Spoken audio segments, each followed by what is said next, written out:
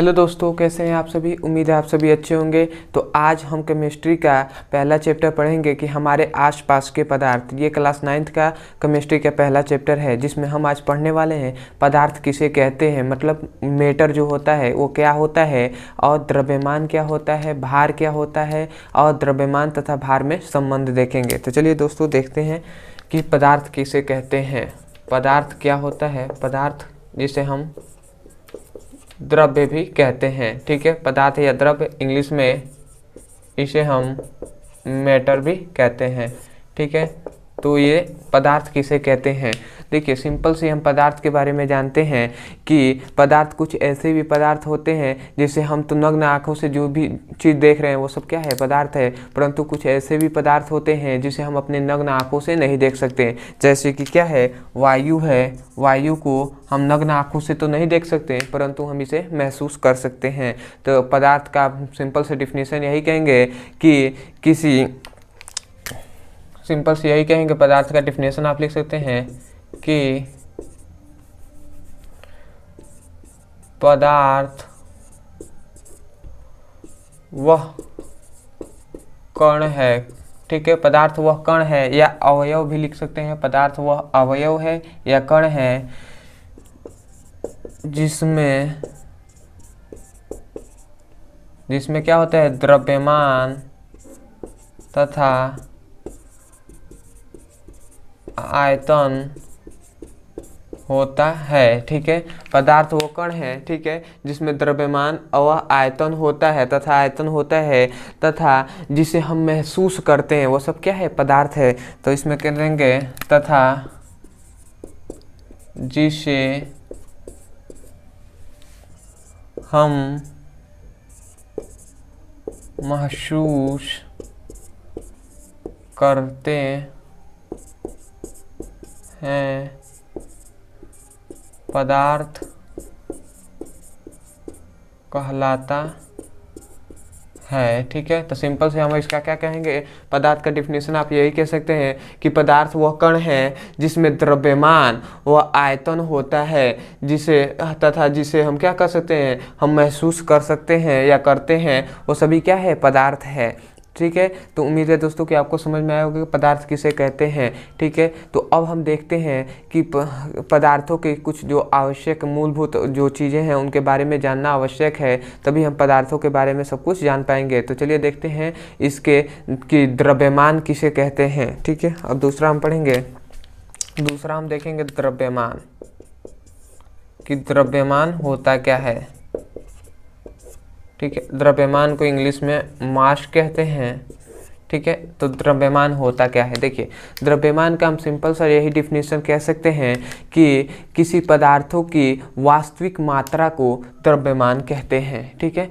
किसी पदार्थों की वास्तविक मात्रा को द्रव्यमान कहते हैं। या आप इसे बढ़ा चढ़ा कर लिखना चाहें तो आप ऐसे लिख सकते हैं कि किसी वस्तु के पदार्थों की वास्तविक मात्रा को हम क्या कहते हैं, द्रव्यमान कहते हैं, ठीक है। कोई भी पदार्थ है उसकी जो वास्तविक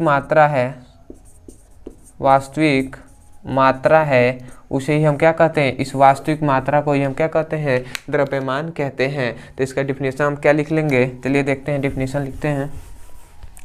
इसको हम डिफिनेशन कर सकते हैं कि किसी पदार्थों की वास्तविक, ठीक है, किसी पदार्थों की वास्तविक मात्रा को द्रव्यमान कहते हैं, ठीक है। किसी पदार्थों की वास्तविक मात्रा को क्या कहते हैं, द्रव्यमान कहते हैं। और इस द्रव्यमान में नोट याद रखेंगे कि द्रव्यमान को m से क्या करते हैं, प्रदर्शित करते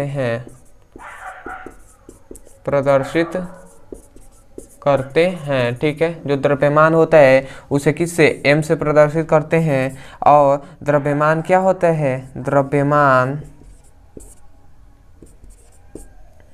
द्रव्यमान का मान जो होता है, मान नियत होता है। नियत मतलब क्या होता है कि द्रव्यमान का जो मान होगा वो बदलता नहीं है। ठीक है, आप जैसे क्या होगा कि द्रव्यमान मतलब स्थान परिवर्तन करने पर भी द्रव्यमान का मान नहीं बदलेगा, द्रव्यमान का मान वही रहेगा जो पहले था। ठीक है, जैसे मान लीजिए अगर मेरा वेट जो है, मेरा जो द्रव्यमान है, मेरा जो मास है वो मान लीजिए 50 केजी है, तो मैं चंद्रमा पे चले जाऊँ तो वहाँ पे भी मेरा द्रव्यमान क्या होगा, 50 केजी ही होगा। ठीक है, तो यही द्रव्यमान क्या है, द्रव्यमान का जो मान होता है वो नियत होता है, मतलब द्रव्यमान का मान नहीं बदलता है, जबकि भार में ऐसा नहीं होता है। तो चलिए अब देखते हैं भार के बारे में कि भार किसे कहते हैं। ठीक है, वेट किसे कहते हैं। तो मैं इसको मिटा रहा हूँ।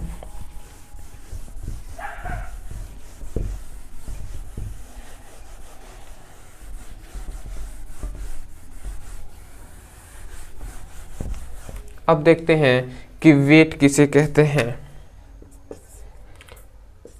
भार, जिसे हम इंग्लिश में वेट कहते हैं। ठीक है, तो भार किसे कहते हैं। ठीक है, तो भार देखिए, भार किसे कहते हैं। मान लीजिए कोई भी वस्तु है, तो कोई भी वस्तु को पृथ्वी अपने गुरुत्वाकर्षण बल से जो अपने केंद्र की ओर जो खींचती है, आकर्षित करती है, वही क्या है, भार है। तो इसका डिफिनीशन क्या लिखेंगे कि पृथ्वी अपने केंद्र की ओर किसी वस्तु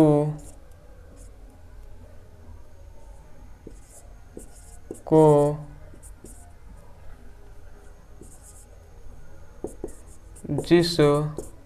जिस बल से आकर्षित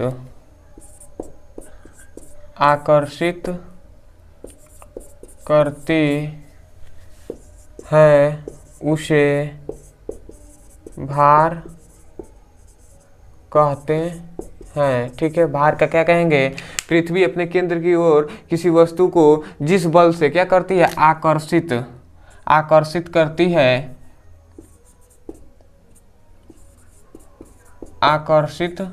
करती है, उसे क्या कहते हैं, भार कहते हैं।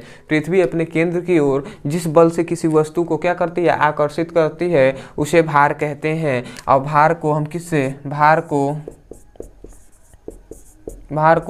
W से क्या करते हैं, प्रदर्शित करते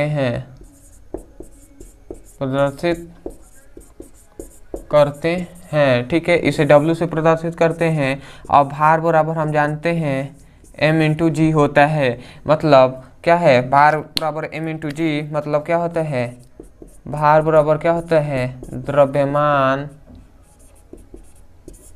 गुणे गुरुत्वीय त्वरण होता है। ठीक है, यही क्या है, भार का सूत्र होता है। ठीक है, सॉरी ये क्या हो गया, गड़बड़ हो गया। भार बराबर क्या होता है, द्रव्य, ठीक है, द्रव्यमान, ठीक है, गुरुत्वीय त्वरण। ठीक है, तो भार बराबर क्या होता है, द्रव्यमान गुणे गुरुत्वीय त्वरण होता है। क्या है, W क्या है, भार है, द्रव्यमान M है, और G क्या है, गुरुत्वीय त्वरण है। तो उम्मीद है दोस्तों कि आपको भार समझ में आया होगा। और भार क्या होता है, भार का मान जो होता है, भार का मान नियत, ठीक है, नियत मतलब बदलता, नियत नहीं होता है। ठीक है, भार का जो मान है वो नियत नहीं होता है, मतलब भार का मान बदलता रहता है। समय जो स्थान में परिवर्तन करने पर क्या होता है, जो भार का मान है वो क्या होता है, बदलता रहता है।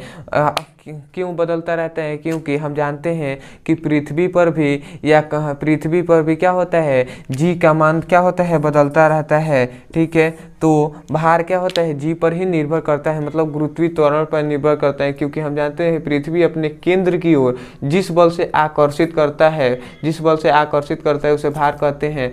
तो जब गुरुत्वीय त्वरण के कारण ही कोई वस्तु को खींचता है, तो भैया जब गुरुत्वीय त्वरण के कारण खींचता है तो इसी पर न निर्भर रहेगा भार। तो ठीक है, तो यही क्या होता है, भार क्या होता है, भार का मान नियत होता है, नियत नहीं होता है। ठीक है, भार का मान बदलता रहता है। जैसे मैं कह दूं कि ये मान लीजिए भार है, ठीक है, भार जो है, ठीक है, जो भार का मान है, मान लीजिए पृथ्वी पर किसी वस्तु का भार है 600 केजी, ठीक है, पृथ्वी पर किसी वस्तु का भार है 600 केजी, या आप न्यूटन लिखिए, ठीक है, 600 न्यूटन है, क्योंकि भार का मात्रक न्यूटन होता है, ठीक है। तो किसी वस्तु का क्या है, किसी वस्तु का भार क्या है, 600 न्यूटन है, तो चंद्रमा पर इसका कितना हो जाएगा, तो चंद्रमा पर क्या हो जाएगा, ये 100 न्यूटन का हो जाएगा, ठीक है। 100 न्यूटन का कैसे होगा, क्योंकि गुरुत्वीय त्वरण जो पृथ्वी का जो गुरुत्वीय त्वरण होता है, ये गुरुत्वीय त्वरण होता है, उसका चंद्रमा पर कितना होता है, G/6 होता है। मतलब पृथ्वी के जो गुरुत्वीय त्वरण है उसका 6वां भाग क्या होता है, चंद्रमा पर गुरुत्वीय त्वरण होता है, ठीक है। तो इसीलिए क्या होता है, अगर मान लीजिए यहाँ पर आपका भार इतना है 600 है, तो चंद्रमा पर जाएंगे तो आपका 100 केजी हो जाएगा, 100 न्यूटन हो जाएगा, ठीक है। तो उम्मीद है दोस्तों कि आपको समझ में आया होगा। अब देखते हैं कि जो होता है द्रव्यमान तथा भार में संबंध, कि द्रव्यमान तथा भार में संबंध देखेंगे। चलिए देखते हैं द्रव्यमान तथा भार में संबंध।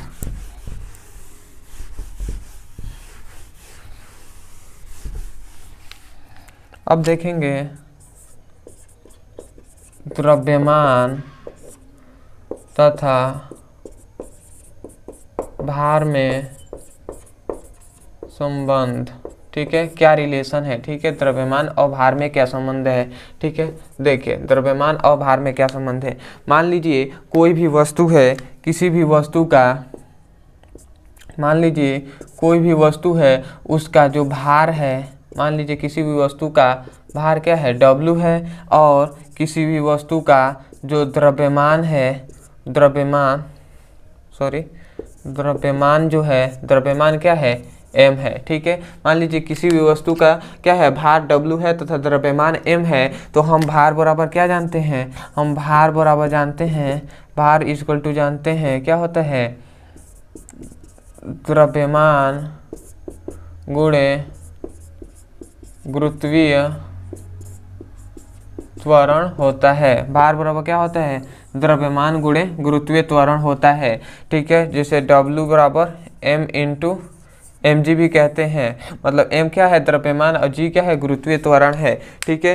तो यही इसका रिलेशन है कि भार और द्रव्यमान में क्या रिलेशन है, भार W इक्वल टू mg होता है, ठीक है। तो यही इसका क्या है, संबंध है। और याद रखेंगे जो ये गुरुत्वीय त्वरण के मान अगर चेंज होगा, ठीक है, गुरुत्वीय त्वरण का मान अगर बदलता है, ठीक है, गुरुत्वीय त्वरण का मान अगर बदलता है तो भार भी क्या हो जाएगा, भार का मान भी बदलता है, ठीक है। अगर इसका मान क्या होगा, चेंज होगा, तो भार का भी मान क्या हो जाएगा, चेंज हो जाएगा, क्योंकि क्या हम जानते हैं कि भार क्या होता है, जो ये होता है भार W क्या होता है, W समानुपाती G, मतलब क्या होता है, भार W पर, भार क्या होता है, गुरुत्वीय त्वरण पर निर्भर करता है। जैसे हम जानते हैं कि हमारे क्या है, हम गुरुत्वीय त्वरण से बाहर चले जाए, मतलब कि हम अपने क्या है, ब्रह्मांड में चले जाए, तो वहाँ पर ब्रह्मांड में क्या होता है, G का मान क्या होता है, G का मान 0 होता है। ब्रह्मांड में G का मान मतलब क्या, वायुमंडल जब आकाश में चले जाए, ऊपर चले जाए, तो वहाँ पर G का मान क्या हो जाएगा, 0 होता है। तो अगर G का मान 0 होगा तो हम जानते हैं वहाँ पे भार भी क्या हो जाएगा, 0 होगा। इसलिए जब आप कहते हैं कि क्या होता है, वायुमंडल जब ऊपर चला जाता है कोई भी व्यक्ति, तो वो क्या होता है, भारहीन, उसका 0 हो जाता है। क्यों 0 हो जाता है, जब G का मान क्या होगा, वहाँ पर गुरुत्वीय त्वरण का मान 0 होगा, तो भार भी 0 होता है, ठीक है। और चंद्रमा पर तो आप जानते ही हैं, गुरुत्वीय त्वरण जो पृथ्वी का गुरुत्वीय त्वरण है उसका 6वां भाग होता है, किस पे, चंद्रमा पर, ठीक है। चंद्रमा पर क्या होता है, G/6 होता है, माने पृथ्वी के जो गुरुत्वीय त्वरण है उसका 6वां भाग क्या होता है, चंद्रमा पर गुरुत्वीय त्वरण होता है। तो उम्मीद है दोस्तों आपको समझ में आया होगा। चलिए मिलते हैं अगले वीडियो में, ठीक है। तो मैं इसको मिटा दे रहा हूँ।